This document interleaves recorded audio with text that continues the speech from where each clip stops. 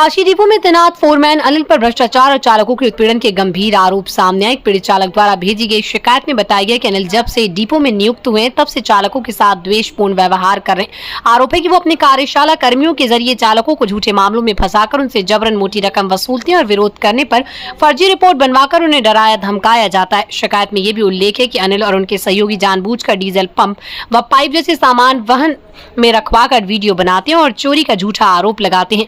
रात में खड़ी बसों से डीजल चोरी कर उसे बेचा जाता है और सुबह जब वाहन का औसत बिगड़ता है तो चालक पर दोष मढ़ दिया जाता है।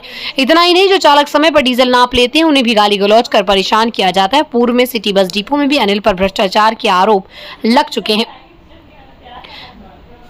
लेकिन डिपो के सेवा प्रबंधक के संरक्षण के चलते आज तक कोई ठोस कार्रवाई नहीं हुई। डिपो से 130 टायर, 60 ट्रिम और 60 जग हीवल पाना जैसी महंगी सामग्रियों के गायब होने की भी बात सामने आई, लेकिन उसका कोई लेखा जोखा मौजूद नहीं है। गरीब चालक ने अपने हालात बताते हुए अपील की है कि उसकी ड्यूटी बहाल की जाए और इस भ्रष्टाचार की निष्पक्ष जांच कर दोषियों पर सख्त कार्रवाई की जाए। डिपो में व्याप्त इस प्रकार के भ्रष्टाचार ने परिवहन विभाग की छवि को धूमिल कर दिया, जिस पर उच्च अधिकारियों के त्वरित संज्ञान की आवश्यकता है। रमेश जी, क्या मामला है, किस लिए वार्ता बुलाया? ये मामला एंटी करप्शन से संबंधित है और एक लगभग 8-9 महीने पहले पुराना मामला है, जिसमें जो है कैंट रोडवेज परिसर से बाबू रियाजुद्दीन गिरफ्तार हुए थे, जिन्होंने उन्होंने मीडिया के समक्ष और सिगरा थाने को पुलिस के समक्ष गौरव वर्मा का नाम लिया था।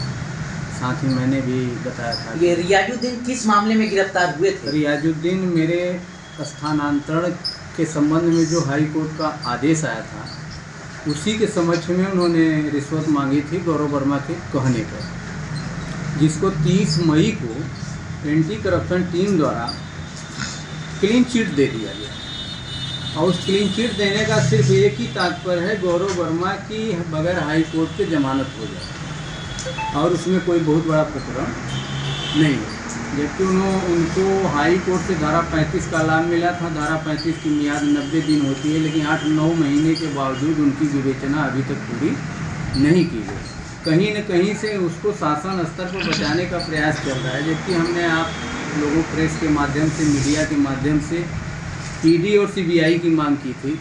इनकी संपत्ति की जाँच होनी चाहिए, इनके खातों की जाँच होनी चाहिए। तमाम लेटर हैं हमारे पास, जिसमें हम जिलाधिकारी, आयुक्त, कमिश्नर के यहाँ, मुख्यमंत्री के यहाँ आवेदन दिया है। कितने लोगों का नाम है इसमें शामिल है, तमाम सबूत भी दिए हैं एंटी करप्शन को जाकर।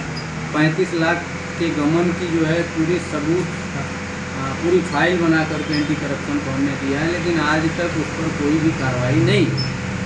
और जब 30 तारीख को उन्हें क्लीन चिट मिल गई तो हमें परेशान करने के लिए हमारे डिपो के फोरमैन साहब हैं, अनिल फोरमैन, वो किसी न किसी कारण से ड्यूटी रोक दिया करते हैं।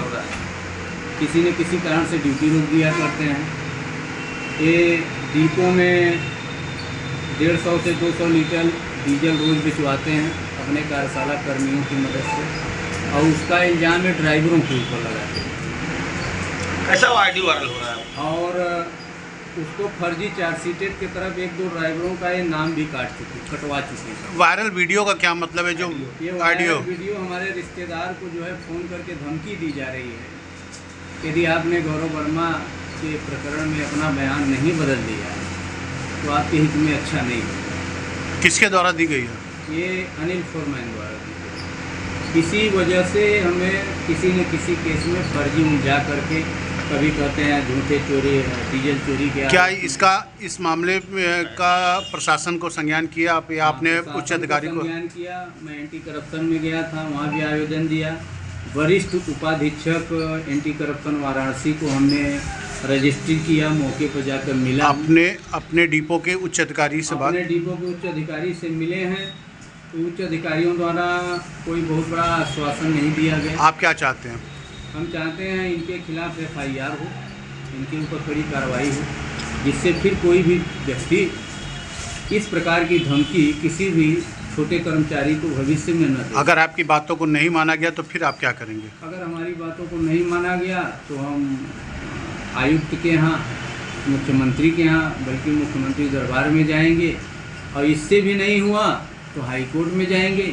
इनके खिलाफ 156/3 का मुकदमा कराएंगे और यथासंभव हमसे जो समझ में आएगा कि जो हम कार्रवाई कर सकते हैं वो कार्रवाई हम करेंगे। आगे यदि हमारी बातों को नहीं माना गया सब कुछ करने के बाद, तो हम अपने संघ की तरफ से, अपने डिपो की तरफ से, अपने यूनियन की तरफ से महाप्रदर्शन करेंगे, घेराव करेंगे, धरना प्रदर्शन करेंगे, बल्कि चक्का जाम तक करने का प्रयास करेंगे, जो भी हमारे पास समझ में आएगा।